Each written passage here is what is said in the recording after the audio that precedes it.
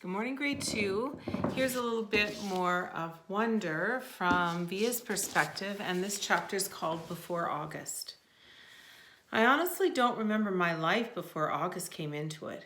Look at the pictures of me as a baby, and I see that mom and dad are smiling. They're so happy. They're holding me, and I can't believe how much younger they look back then. Dad was this hipster dude, and mom was this cute Brazilian fashionista. There's one shot of me in my 3rd birthday. Dad's right behind me while mom's holding the cake with 3 lit candles, and in the back of us are Tata and Papa, Grands, Uncle Ben, Aunt Kate, and Uncle Poe. Everybody's looking at me, and I'm looking at the cake.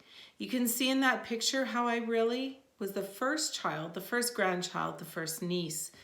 And I don't remember what it felt like, of course, but I can see it plain as can be in the pictures. I don't remember the day they brought Augie home from the hospital. I don't remember what I said or did or felt when I saw him for the first time. Though everybody has a story about it. Apparently I just looked at him for a long time without saying anything at all. And then finally I said, "It doesn't look like Lily." And that was the name of a doll that Gran had given me when Mom was pregnant so I could practice being a big sister. It was one of those dolls that's incredibly lifelike. And I carried it everywhere for months, changing its diaper and feeding it. I'm told I even made a baby sling for it. The story goes that after my initial reaction to August, it only took a few minutes, according to Gran's, and a few days, according to Mom, before I was all over him, kissing him, cuddling him, baby talking to him. After that, I could never so much as touch or mention Lily ever again.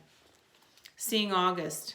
I never used to see August the way that other people saw him. I knew he didn't look exactly normal, but I really didn't understand why strangers seemed so shocked when they saw him. Horrified, sickened, scared. There's so many words that I can use to describe the looks on people's faces, and for a long time, I just didn't get it. I'd get mad. Mad when they stared, mad when they looked away. "What the heck are you looking at?" I'd say to people, even grown-ups. And then when I was about 11, I went to stay with Grams in Montauk for 4 weeks while Augie was having his big jaw surgery.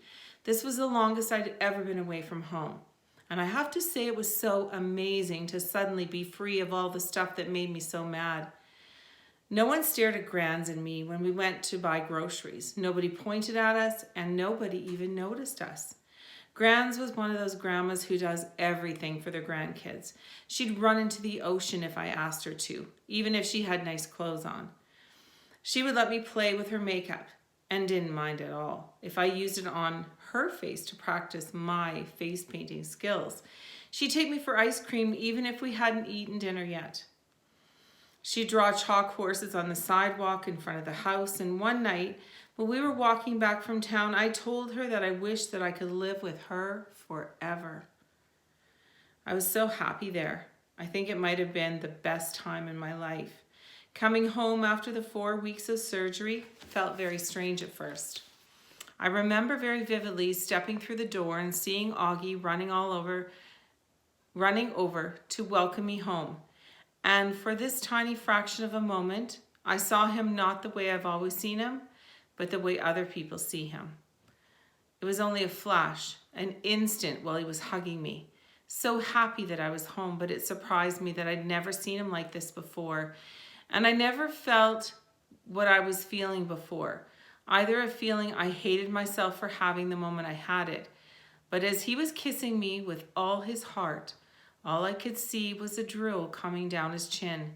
And suddenly, there I was, just like all those people who would stare or look away. Horrified, sickened, and scared. Okay, we'll leave it at that, and we'll talk more about how Via feels getting back with her brother back home and see how she's doing. Talk to you later.